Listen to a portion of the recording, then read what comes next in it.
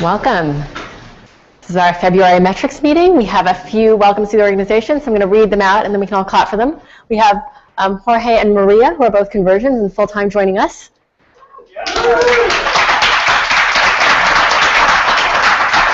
And then we have a few new interns who get to be here and learn with us. We've got Andrew, Methub, and Aaron in legal.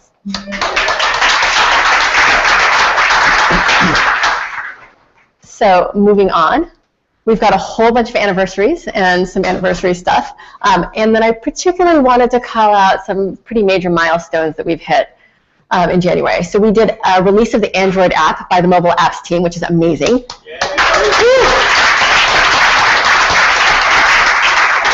Commons has published their annual report, and it's the first time that we have a web version as well. It's a beautiful thing. And our language engineering team did a content translation beta. So all really great things. I'm going to invite Damon to talk about Visual Editor. Okay, so real quick announcement, Visual Editor triage meetings. We talked about this at the All Hands. This is coming. This is really, really important, okay? This is your chance to participate in the engineering process of shipping Visual Editor. One big piece of this is that to the mailing list will be sent a list of queries that you can use to view all the bugs that are going into Visual Editor. And also there's a set of instructions that enable you to nominate bugs or issues or tasks in Fabricator to be included in the triage conversation. This is really important because if you have an issue you want to be discussed, that is how you actually get it on the list, is through nominating these bugs. Those instructions will be sent out to the Wikimedia L list and also the Wikimedia the tech list as well. Okay, that was it. Thank you. We have Asaf doing as my co-presenter for this particular metrics, and we're going to go into Global South update. Thank you. I'm playing Eric today. Eric is playing me, so he'll be in charge of the heck. Exactly.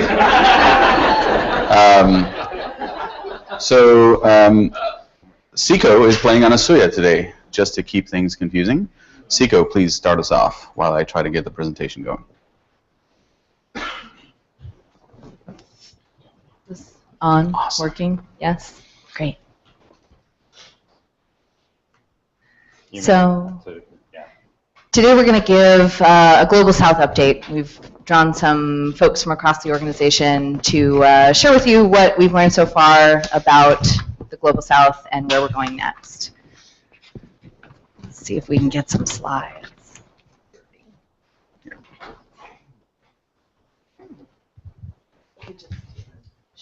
Well, you can speak from them if we can't get it to work. All right. The internet is tired today. Mm-hmm.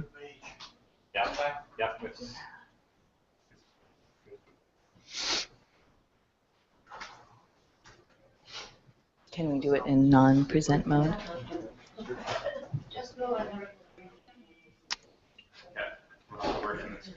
All right. Do I? Graphics would be too tiny. Can I have a clicker? Assuming we get it going. While you sort this out, can you sort of? Yeah. Yeah. Let's go to slide 3, and I'll start talking while we sort out the rest. Does that sound good? Yep. Okay. So what is the Global South, first of all? We define the Global South as these countries highlighted on this chart. Right? The Global South is really most of the world.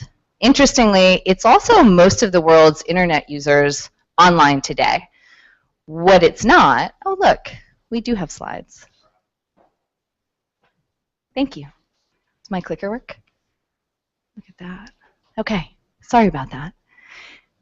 What the Global South is not is most of our contributors. Uh-oh, there we go.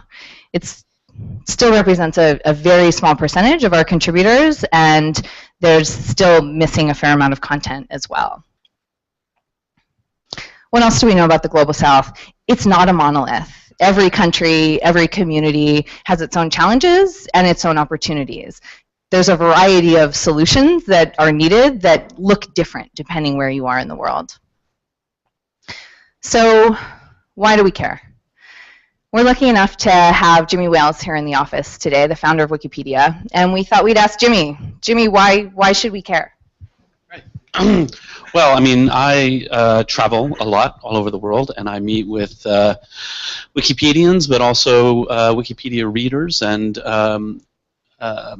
you know, one of the things, so the story I want to tell is actually an interesting one.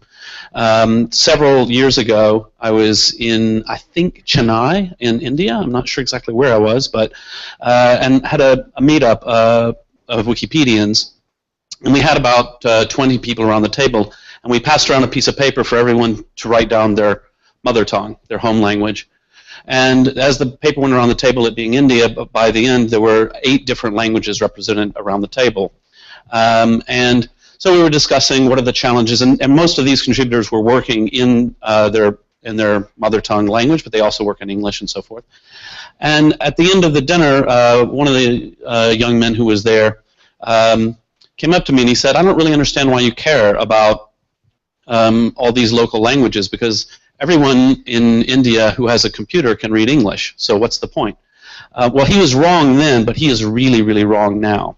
When we look at the growth of the internet across the developing world, we see stunning increases. I was just recently looking at Nigeria as one example where the internet usage has gone in the past 4 years has more than doubled, and it's nearly 50% of the population now using the internet and skyrocketing. So that boom that we all experienced in the late 90s and early 2000s when everybody got online is now happening in the developing world.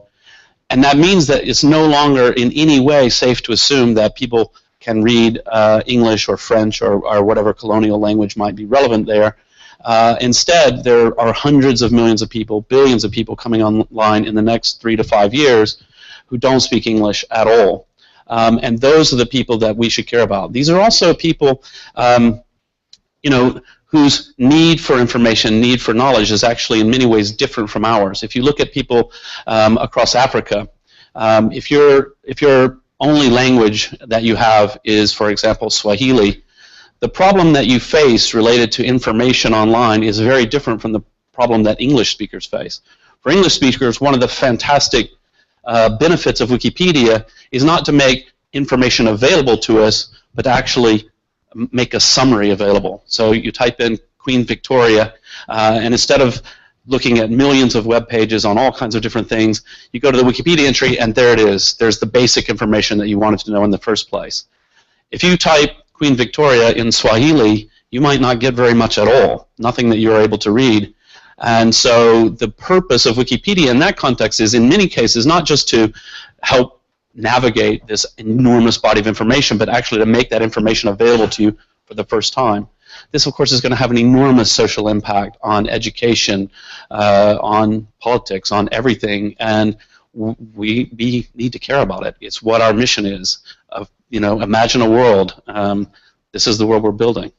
So for me, this is one of the most important things, and I think everybody knows Wikipedia's had a huge impact on the world, but our real humanitarian impact starts here in the Global South. That's where we really are going to make you know, incredible impact on the future of the planet. Thank you.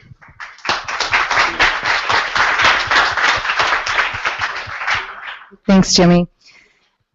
And I think that point that you're making around sort of the different context is really important, and it's something that we're thinking a lot about today and will be spoken to a fair amount throughout this presentation is again, it's not a monolith.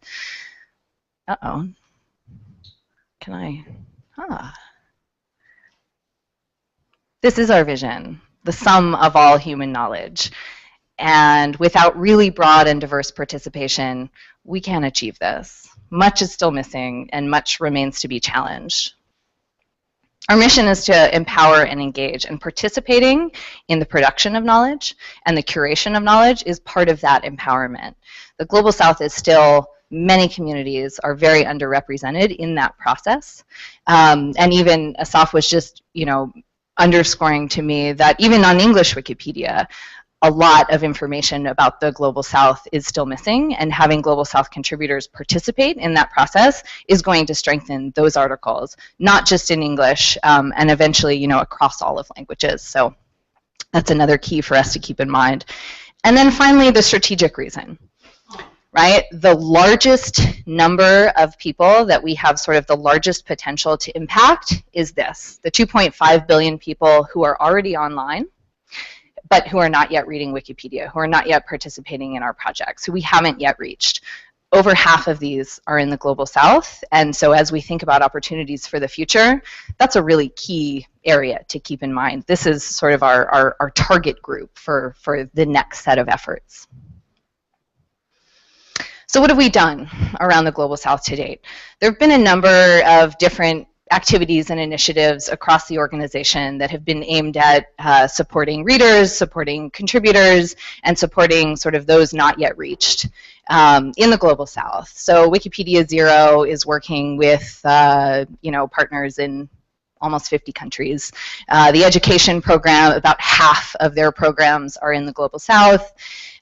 We did the Catalyst programs in India and Brazil. Language engineering, of course, is doing lots in terms of fonts and display and so forth. And in grant making, we've been providing mentorship and support to individuals and groups in the Global South to lead initiatives that help them get where they want to go with their projects. And then things like hackathons in India as well.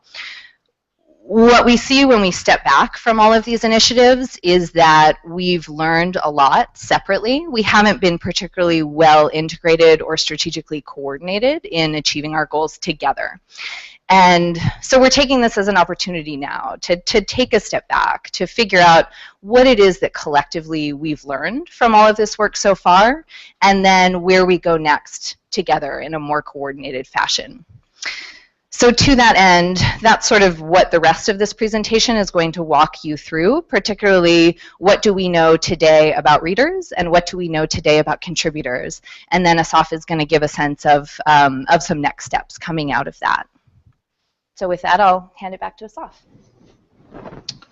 Thank you. Apologies for the technical difficulties.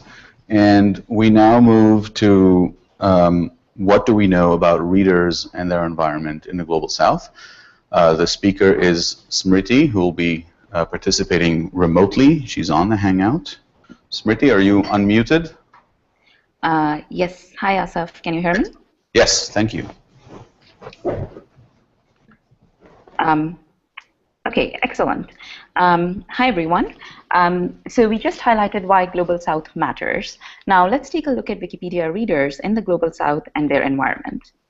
Our current readers in the Global South, they are an affluent minority. They are urban, highly educated, and use English or one of the other major language Wikipedias.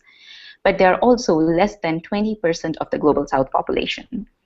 We are not reaching the majority. We are not reaching every single human being. So what does the majority, the prospective Wikipedia readers, look like? And even though the answer varies from country to country, here are 4 important attributes. So number 1, majority of the Global South population access the internet primarily through a mobile device. In fact, for many, their mobile phone is the only connection they have to the online world. Number 2, and this connects to the point Jimmy just made, which is as more and more people get digitally connected, they need relevant local language content. And this includes content not just in their language, but content that also applies to them. Number 3, they lack Wikipedia awareness. Many of them have never heard of Wikipedia, and they might not even know what an encyclopedia is, which is a critical thing for us to address. And number 4, they face multiple barriers in accessing the online world. Now, the barrier could be affordability, it could be low-end devices, it could be slow networks, and many others. But this is sort of the world they exist in. And given that what we know about the Global South potential readers, how can we expand Wikipedia's reach to the majority of the population? Okay, so we are at the next slide, and at least in my view, the map is not rendering. But it's a map of the world with the Global South highlighted. So in WMF and Wikimedia Foundation, so far, to expand our reach, we have been focused on access, and we have primarily addressed the affordability barrier by implementing Wikipedia Zero. But as Wikipedia Zero grows, we have learned that just making the mobile data free is not enough. It doesn't mean people will automatically start using Wikipedia. As we saw in the Global South Reader profile, affordability is not the only barrier. Therefore, we need to look at three things together: access, awareness, and local content. Access means we address affordability, but we also address other issues, such as our user experience on slow networks or on low-end phones. We also need to understand Global South country by country and find ways to build Wikipedia awareness along with locally relevant local language content. As was mentioned earlier, Global South is not a monolith. So the combination of these three factors, of course, varies by region. So for example, we have seen different needs and realities for Africa and Asia. In Africa, access and awareness are huge barriers, whereas in Asia, it's more about awareness and local language content. So for the purposes of this presentation, let me share some learnings specifically from Asia. Next slide, please. All right, great. So these pie charts, they show Wikipedia page views by language in 5 countries in South Asia. The blue color is English, which means that Wikipedia page views are primarily in English. But these are not primarily English-speaking countries. If you look at India, for example, 80% of the people do not speak any English. They speak one of the several Indic languages, many of which have their own Wikipedias. But people aren't reading Wikipedia in their own language yet. So what's going on behind these page view numbers?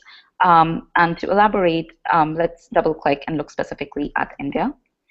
All right. Right. Again, the image is not rendering, but that's okay. So in India, among the regional language speakers, there's low awareness of Wikipedia and also low awareness that a local language version exists.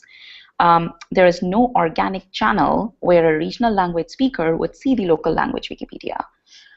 Also, due to association of many white-collar jobs with English, there is this sort of false assumption that people have to learn English first and then they can access knowledge. They don't know about the local language knowledge resources.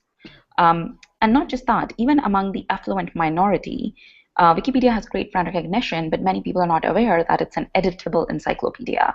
Many think of it as a useful link or a resource to read. Now, in terms of mobile data use, so we talk about huge growth numbers in mobile in India and how out of like 1 billion plus people, 800 million people are connected via mobile phones, etc. But that does not mean that unlimited mobile data is the norm. It's actually the opposite.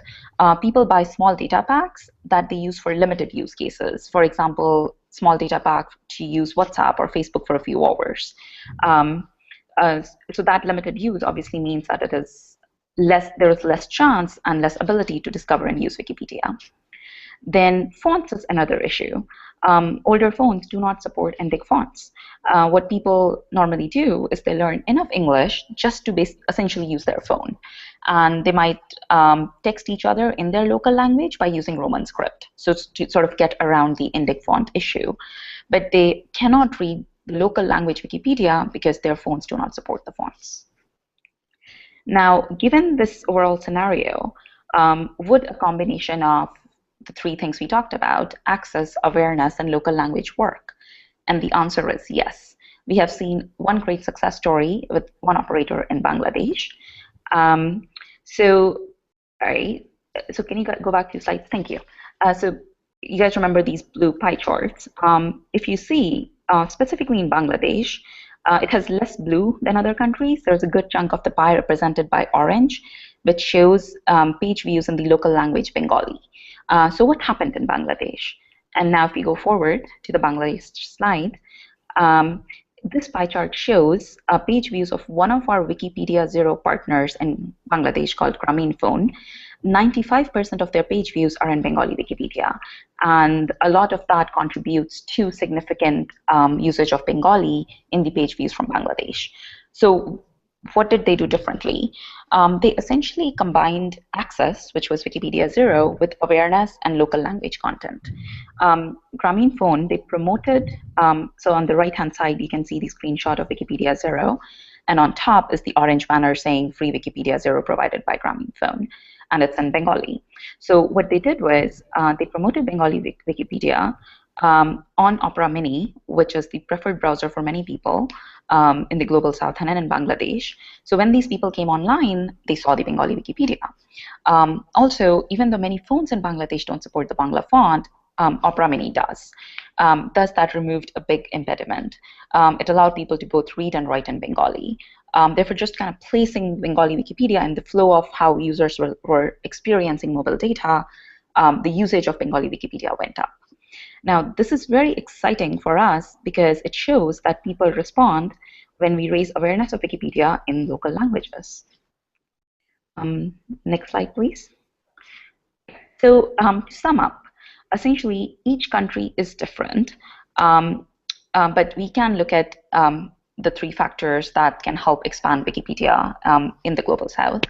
Access is only part of the equation. We do need to work with our partners and local communities to raise awareness about Wikipedia as a knowledge resource in their own language, where they can contribute as well. And to do this, going forward, we would coordinate among various Wikimedia Foundation teams: Wikipedia Zero, mobile product and engineering, communications, grant making, and possibly more. We will need to come together to understand the context of Wikipedia usage and how we can unlock growth in the Global South. So that's it. Thank you. Asaf, back to you.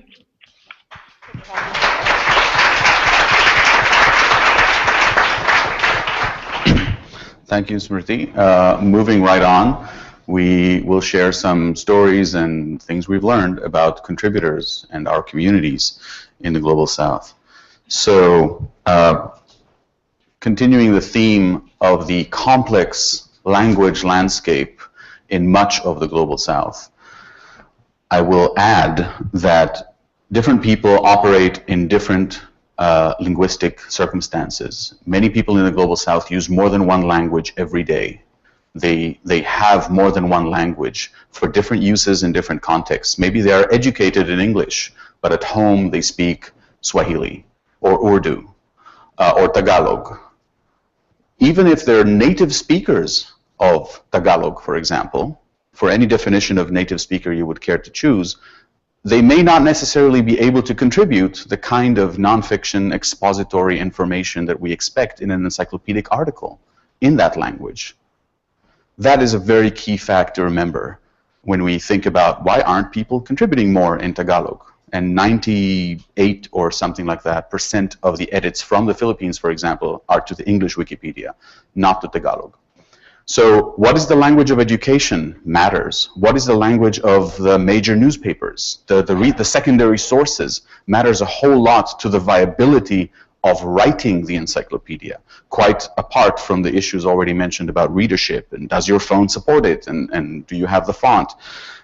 Does it even occur to you to look for knowledge in that language? So these contexts are complex in each country. I could give other examples of the situation. I'll just give one example. In Ukraine, most of the country speaks Ukrainian these days, speaks Ukrainian as a first language and has a passive understanding of Russian, and yet many people, and in the eastern part, people speak Russian more, and yet many people consume knowledge on the Russian Wikipedia and not on Ukrainian Wikipedia. And the reason is depressingly simple. That's what comes up when they look for stuff on their computer, on their phone. That's what Google serves up, the Russian Wikipedia first. Very often it's because their operating system, their Windows or whatever, is configured for Russian because for historical reasons, Microsoft didn't produce a Ukrainian version or they did not have one installed. So it's a depressingly technical reason that's keeping people from consuming knowledge that is available on the fairly mature Ukrainian Wikipedia, keeping them from consuming it. So I just wanted to give that other example of the landscape. So something that we are doing about this, our language engineering team, Amir is on the Hangout and will be able to take questions later, has in around 2012 deployed the ULS, the Universal Language Selector, which for the first time enabled contribution and readership in any language independent of how your computer or browser happened to be configured. That is huge, especially in the Global South. And as you can see in this graph on the left, the Punjabi Wikipedia, Punjabi, to those who don't know, is a major, major world language with about 100 million speakers. The Punjabi Wikipedia was next to non-existent, was very tiny, very few people editing it until ULS was enabled, finally allowing people to contribute in Punjabi. So you can see that that bump in the graph is exactly when ULS was deployed. It was not problem-free. Those of you who remember, it was a difficult deployment, but you can see the effects very clearly on the Punjabi Wikipedia.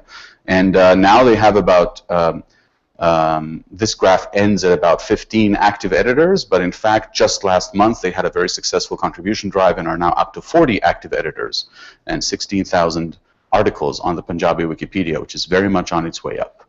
The other major contribution, again, just now, we heard it up top in the announcement section, is content translation, a huge, huge thing for all Wikipedias that do a significant amount of translation. And in the Global South quantitative survey that we have just recently run with 47,000 respondents from the Global South, an average of 18% of contributors said they frequently translate articles from other languages into their language Wikipedia.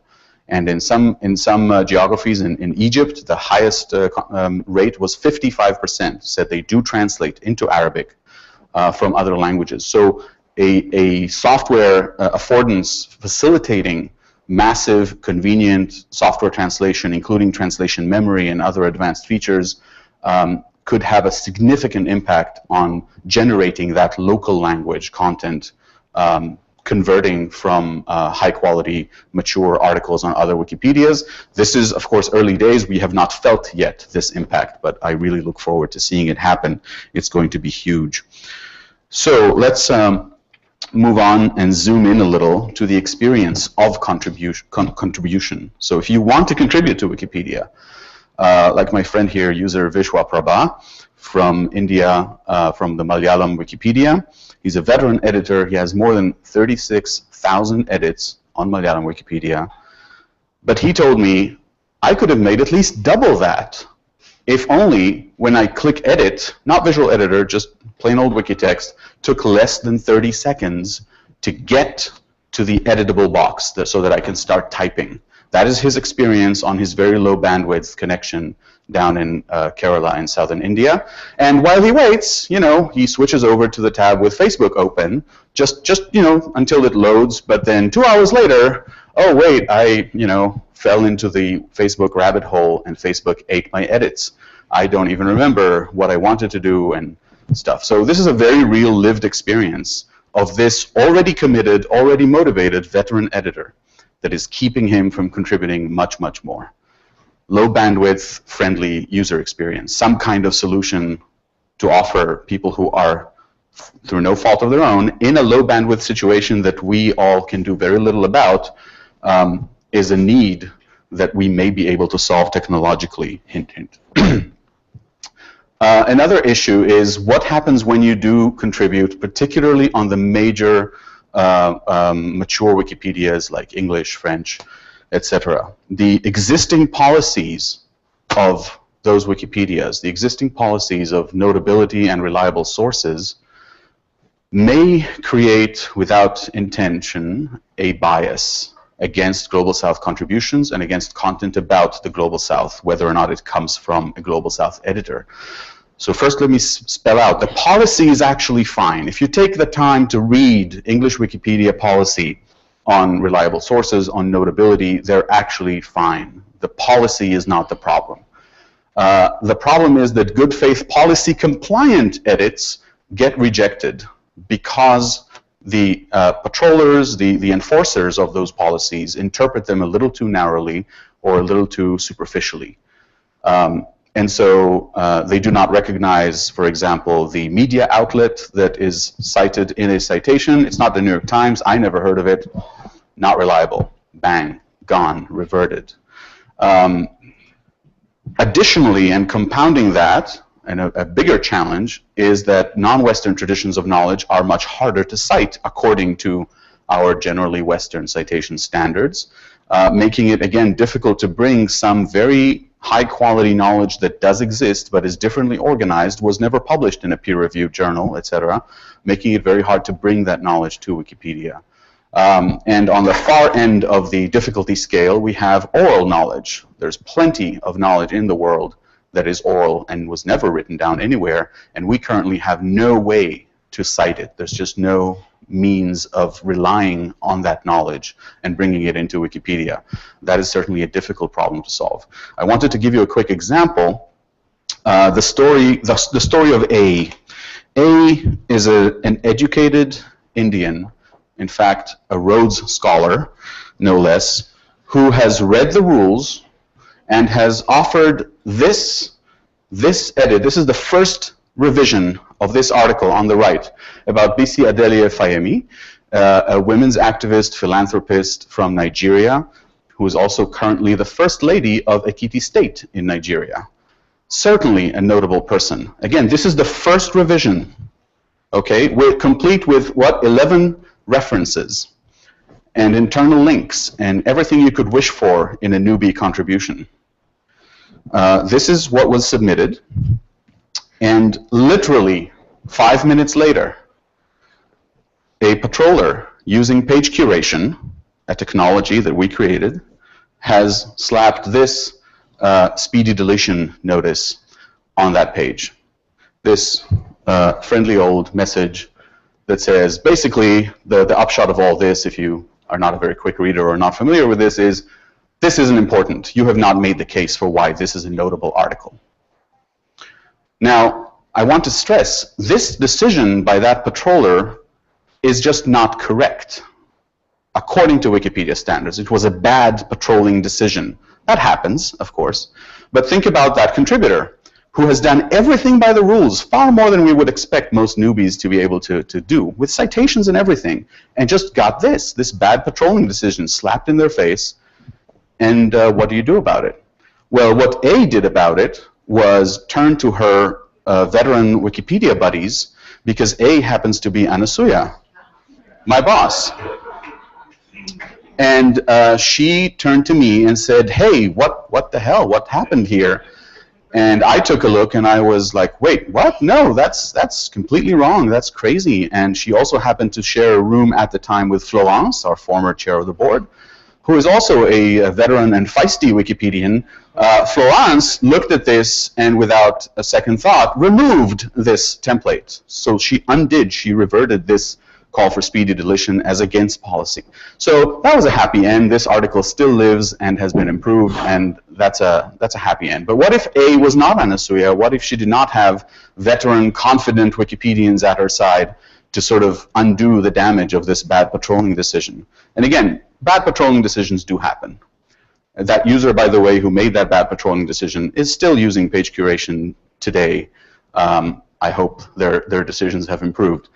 My point was, even when you do everything by the rules, if you're documenting a Nigerian woman using sources that do not begin with nytimes.com, you may run into bad patrolling decisions. People in the Global South, if you talk to people who have tried contributing on English Wikipedia, will tell you these stories again and again. So I deliberately chose a story that sort of had the best starting conditions. Obviously, many contributions are lower quality. All right. So moving from the individual to the community level, communities are geographically dispersed in and out of country in the Global South. Many Global South countries have a large diaspora, frequently fairly active in that language, that region's language Wikipedia. And we can see that editorship does not necessarily follow viewership. If you look in the left graph, you can see that the Swahili Wikipedia is surprisingly significantly edited from Europe. Do you see that gray piece in the center? This was originally all numbers, but someone turned it into a graph, so now it's less legible, I think. But that's just me. Yes. Yeah. Anyway, it is significantly. I'm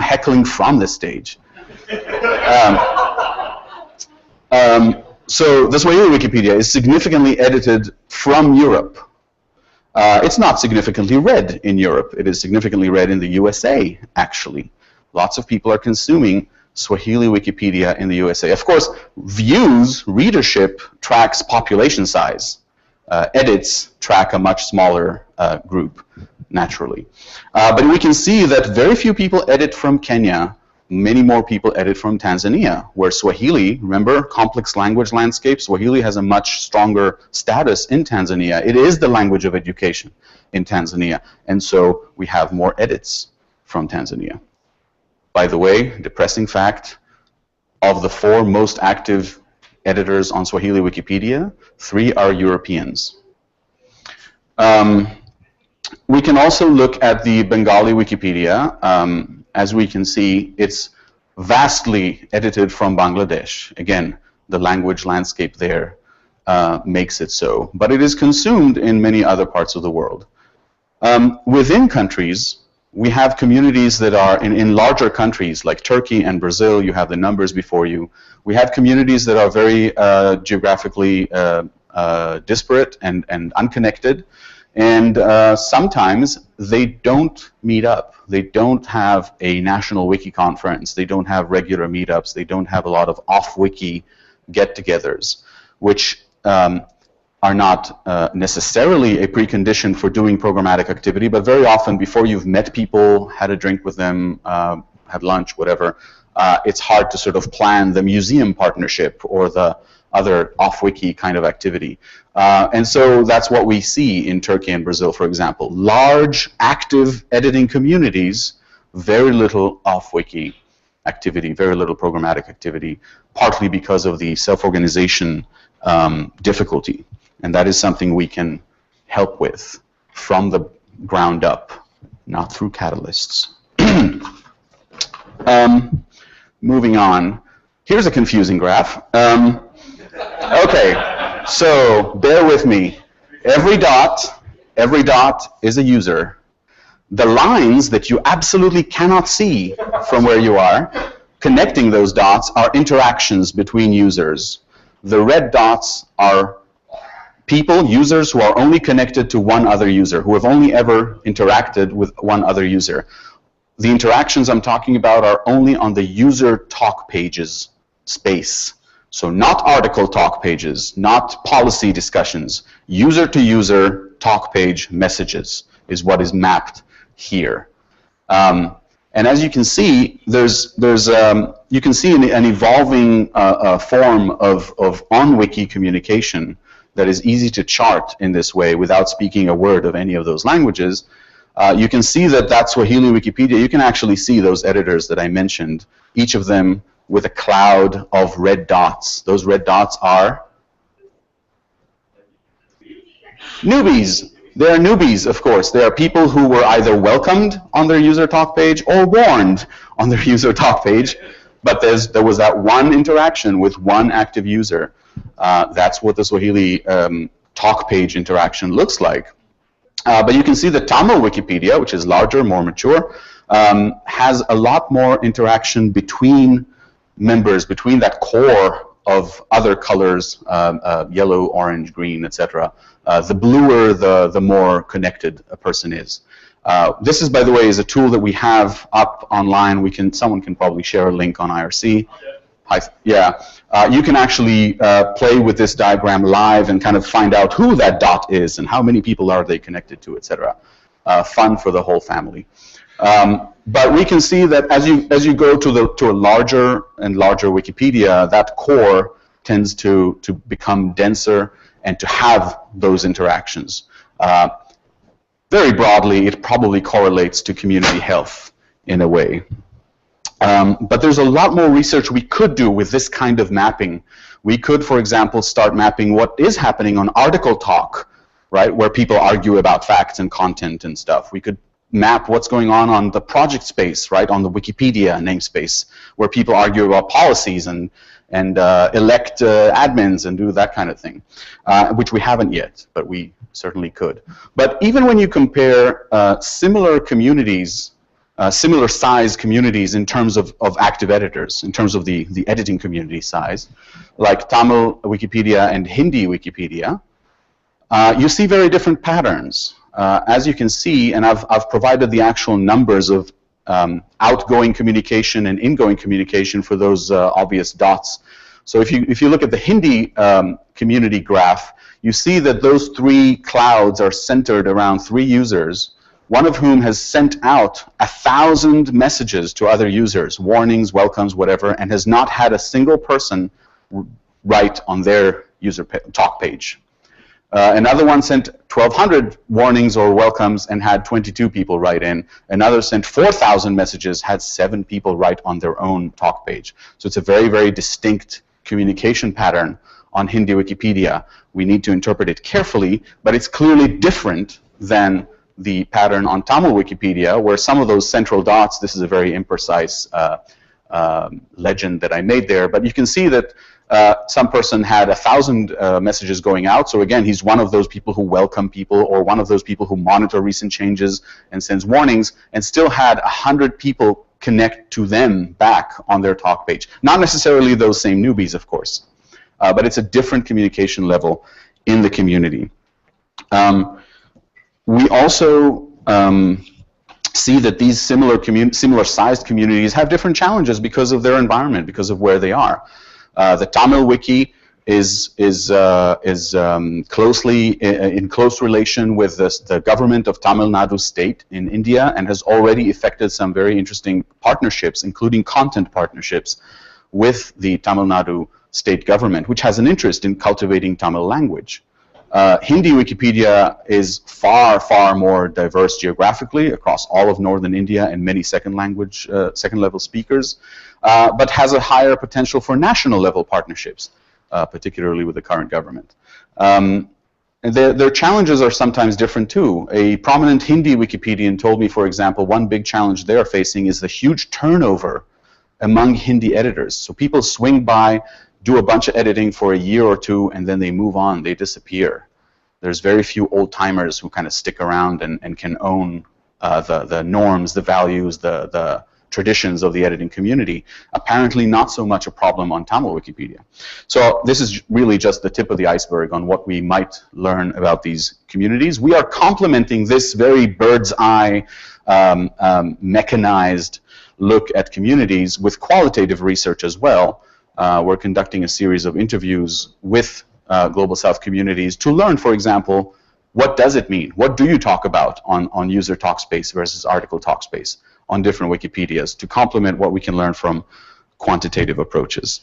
I'll just mention briefly, because I talked about institutional partnerships, those in general are much harder to effect in the Global South.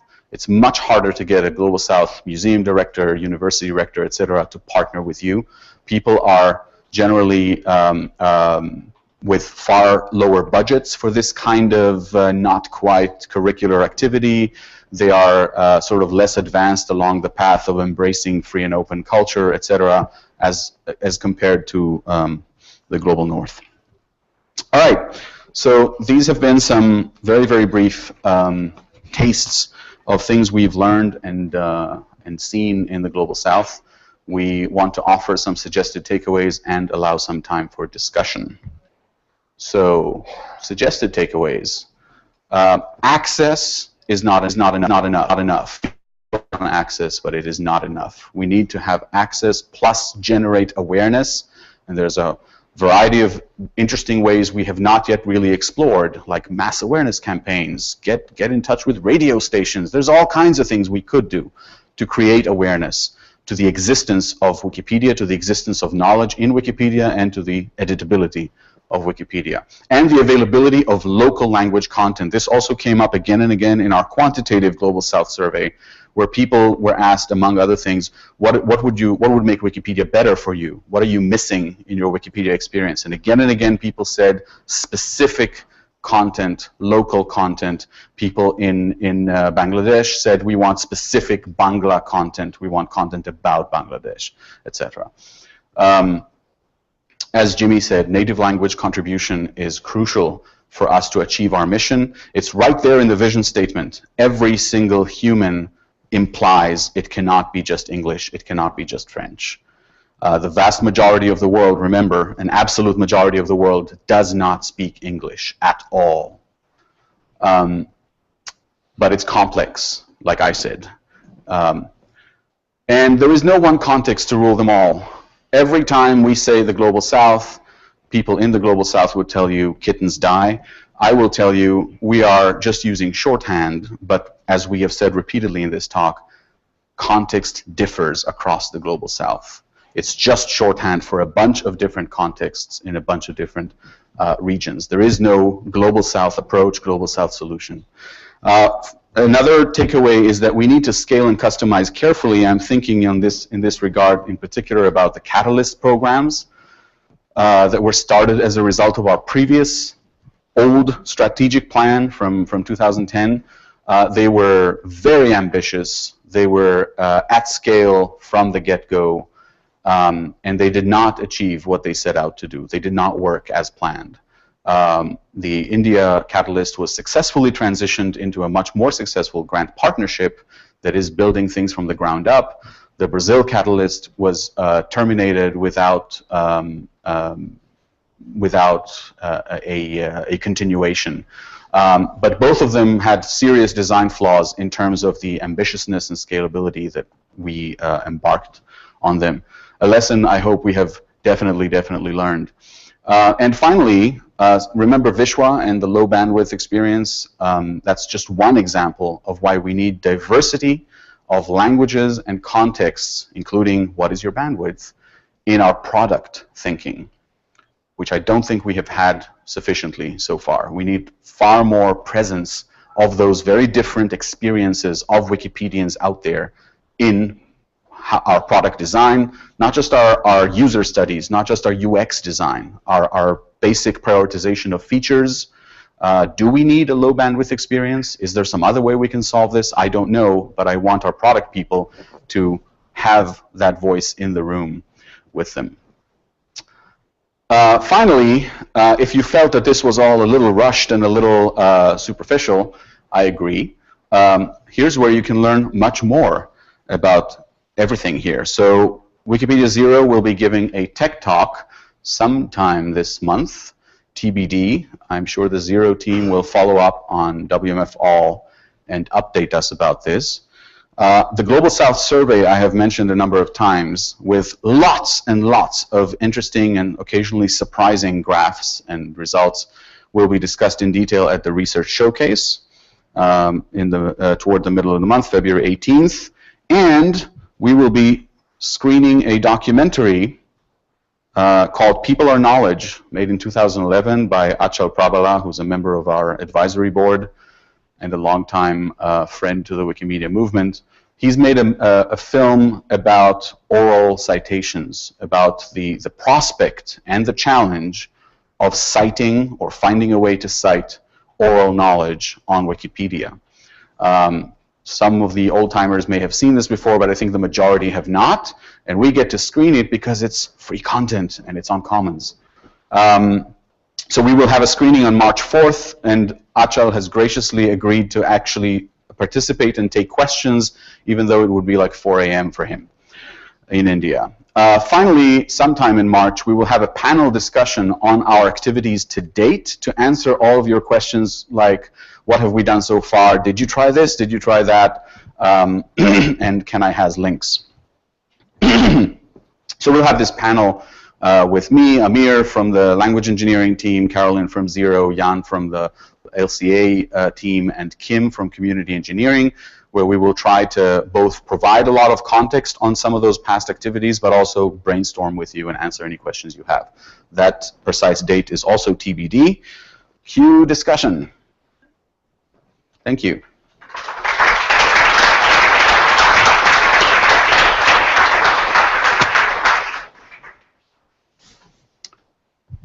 Questions? Wait for the mic, and James is playing James on IRC. So nice work, you guys. That was a great presentation. I think from the product perspective, we are interested in becoming more diverse. I think we've been primarily talking with Carolyn and the communications team about sort of sharpening our pencils around where we want to focus and sort of what are the key features that that market needs. I think Carolyn's going to talk a lot more about that.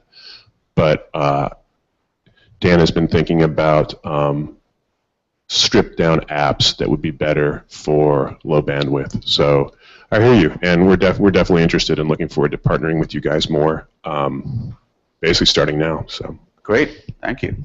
That's the best kind of question. You just say thank you. Yeah. About those pie charts.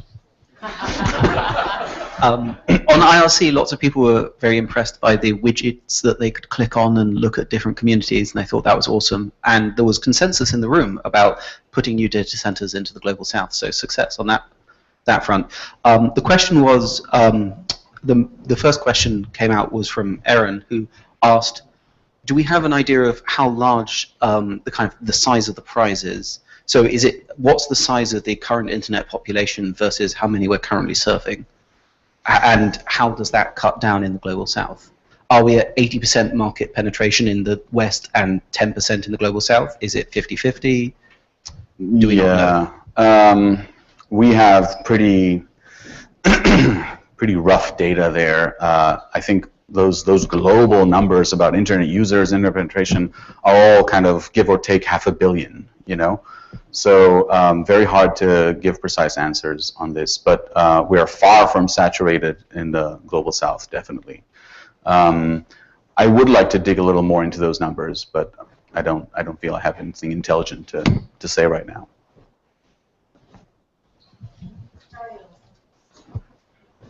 Yeah, so great presentation. I like particularly you called out the question of governance and moderation and patrolling, because that's an aspect that we don't talk enough, I think. And it's great to see there are initiatives both on the product side with content translation and on the outreach side on increased diversity. But it strikes me that the problem of increased diversity at the patrolling, governance, moderation layer is actually way more critical, because you can bring in all these people just to be killed by machine guns as soon as they start becoming more engaged. So there's that problem of engaging a more diverse population of moderators and people involved in governance. There's also a problem like giving negative feedback to people who, flag something for deletion right after something is created. That flag is removed, and there's no negative feedback for these people. So they can keep doing this over and over, and we need to think seriously about how to address these two problems. Maybe that's a product question. It's not just like an issue of like socializing or changing policies. There is something we can do at scale with product. So I want to hear your thoughts, if anything's happening in these two directions. I can't speak to what is or isn't happening. Of course, you're perfectly correct, and I tried to stress that the policy is actually not the problem here. We have done some 2 years ago, about 2 years ago, when Mariana and Stephen were doing that research into templates. You'll remember we've done some small things on that, right? The thank feature, all that stuff to nudge people into being more civil and to nudge people into providing positive feedback as well as negative feedback. So that's all good. I don't know that we have a lot of thrust around that question anymore, but I think people are better qualified than me to talk about it. I agree with you, we need to do more. And this patrolling behavior, and again, I'm not picking on that one user. Lots of patrollers make mistakes. I have made mistakes as a patroller. Suggests to me that some kind of training, some kind of maybe positive feedback, not so much negative feedback on patrolling, but positive feedback for good patrolling. I don't know. We need to. I think we do need to spend some time thinking about this. What can we do that is not about changing policy, that is about enabling? And what we've done in the past, like page curation, the tool that was used to sort of shoot down this article, is an asset. It's a tool that was very useful for some patrollers and not so useful for others because they claimed it created a huge backlog. But remember, patrollers are doing this insane, thankless job of monitoring recent changes at 3 a.m. while we sleep and making sure Wikipedia is free of porn and vandalism. So it's complicated. We need complicated solutions. We need creative solutions. What I'm saying is we need to put some resources into experimentation on that front. One I'll give a shout out to my friends from grant making. One way to experiment is through grants. So through individual engagement grants, experimental grants, where we can say, hey, why don't you, sketch out this extension, this model, this thing, and see how it goes. Yeah, other questions? Damon. I was just going to ask real quick, the Swahili example I think is really interesting because you have 3 central editors, right, and a whole bunch of single interactions with those editors. I know we're still getting into data on this, but is there a general trend in the type of feedback that we're seeing there, and is it positive, negative? Because I really agree with Dario's assessment there, where we need to give feedback mechanisms, either positive or negative, in some form to those editors. And I imagine there are certain locales that this type of investigation is easier, and Swahili sort of stood out. Yeah, I think the problem we were discussing is actually much more acute in the very large Wikipedias that are much less personal and much less, and you're drinking from the fire hose of recent changes, and it's overwhelming. It makes people jaded as well, because they've seen so much crap. On Swahili Wikipedia, those, I don't think they're 3, I think they're more like 5 active editors, are Swahili Wikipedia to a large extent. I mean, literally, they are the ones who keep coming back week after week, day after day, and make more than 100 edits a month. So they know each other. They engage, maybe not on each other's talk page so much. Maybe they engage on the Village Pump, because the Village Pump on Swahili Wikipedia is a pretty quiet place, and they just coordinate. Coordinating between 4 people, even though they don't live in the same country, is fairly easy. So I wouldn't, I don't think feedback to those Swahili admins is actually anything we need to worry about. Those very tiny communities are doing okay in terms of their governance. Other questions, comments, provocations? Erica, I'm very disappointed in you. I know. No heckling. More heckling. Lewis is over here. And then Jimmy. Hello? Or not me? Yes, okay. Emily. Yeah, real quick, so these patrollers, like I know some of them are kind of automated, some of them are people. Are you evaluating their authority to decide whether that particular article was okay to squash? How are they qualified, interviewed for a particular subject matter, if at all? Short answer. Short answer, no, we're not evaluating it. What qualifies them to do it is 80% their willingness to do it, and 20% one single admin has given them the rollbacker bit, maybe. You can do it even without the rollbacker bit. So it's maybe 99% their willingness to do it. They self-select, and unless they are very egregiously wrong and someone goes through the motions of actually dragging them to the admin notice board or going through some other community process, they will also keep on doing it. Yeah.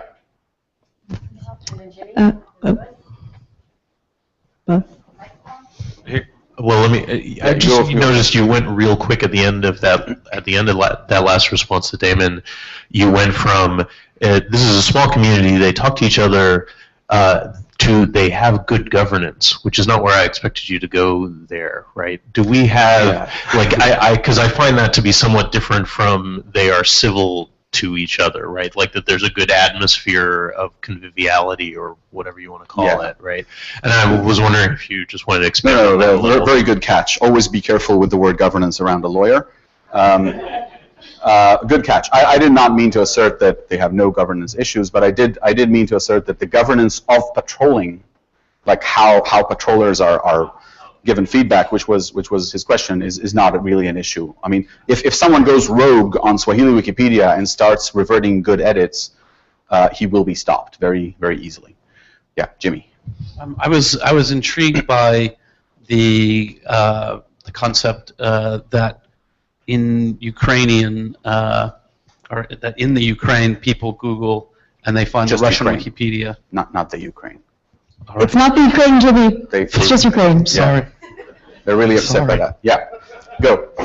Okay, fine. And now I'm scared. It's colonial. Anyway. Okay. I'm sorry. Yeah. I know the president of the Ukraine. All right. So anyway, pull the celebrity card. And I assume that this is a a problem in many places, that people aren't finding their local language. Has there been any thought about being more sophisticated, geo-targeting banners to people? You know, if I'm in Kiev and I Google and I get the Russian site, when I go to the Russian site, shouldn't it have a banner at the top saying, by the way, do you know this article also exists in Ukrainian, and we really need your help to edit Ukrainian Wikipedia? I think it should. You would need to convince Russian Wikipedia admins of this fact to let you run that banner, and that, in this particular example, may prove tricky. But yes, theoretically, yes, that's one obvious approach to trying to get people to be aware. Hey, you're here because Google brought you here, but hey, there's a local language version you may want to check out. And the same could be true. In English Wikipedia. Yeah. If you're in Delhi and you come to English Wikipedia, we could tell people, hey, you might be interested in these languages, which are common in your area. Yeah, absolutely, and that's a feature. The geolocated central notice is a feature that many of our communities don't really know, which is huge. Actually, a lot of people don't know that content on Wikipedia is different. So one thing I love to do when I travel is to run translate on native Wikipedia, and then see the difference between English version and their version, because it gives such a great differences in points of view and things like that. So I think there's something to think about. But to answer the community-based question or comment on that, I think coming in with like the iron sword or whatever isn't the right approach, right? Because the communities that exist there are self-governing.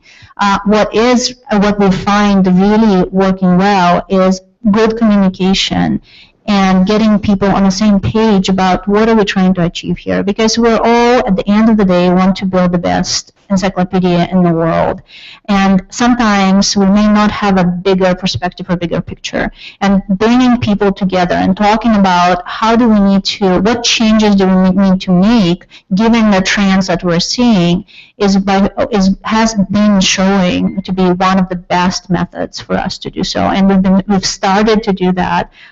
Jeff's team has actually been doing that, and so has the grant making, and I think that's the kind of path that we need to continue on. That we need to wrap up for lunch. Are there any more questions? Can I just, as a Ukrainian, I feel I have to jump in here.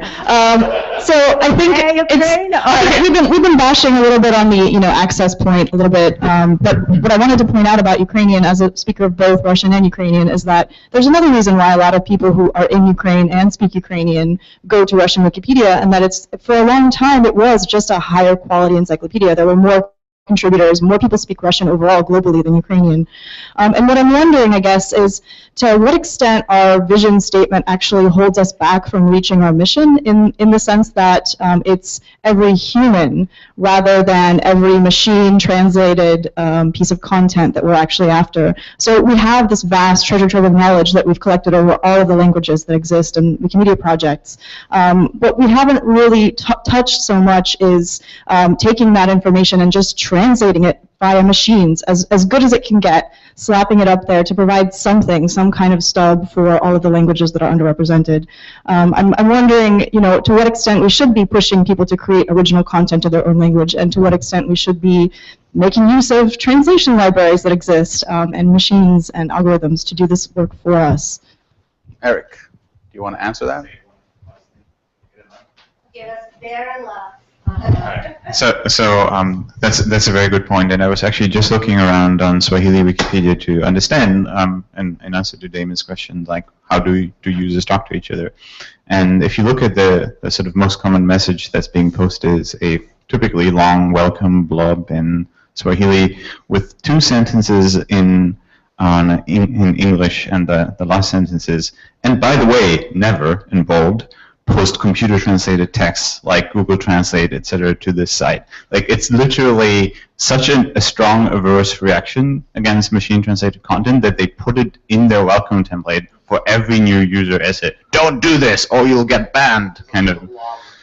Yeah, and this has a lot to do with many Global South languages where there's a large group of semi-fluent or semi-literate people who can contribute, but in kind of substandard language according to the, higher level speakers, and it would be rejected because they set the tone on that wiki. And so the sort of interesting middle ground here are these bot-created articles that we see in many languages that are grammatically correct and carefully prepared for specific topics like cities or species, etc. And we see in Reasonator Magnus's Wikidata tool automatically generated article abstracts in specific, like right now English, but it could support any language that are grammatically correct. So we could potentially populate Wikipedias with auto-generated grammatically correct content, or at least not necessarily populate, but show such content. So I think that's a very intriguing possibility. Yeah, and Hindi Wikipedia, for example, specifically requested Magnus to add Hindi to the Terminator. So there are also positive examples of welcoming that kind of intervention.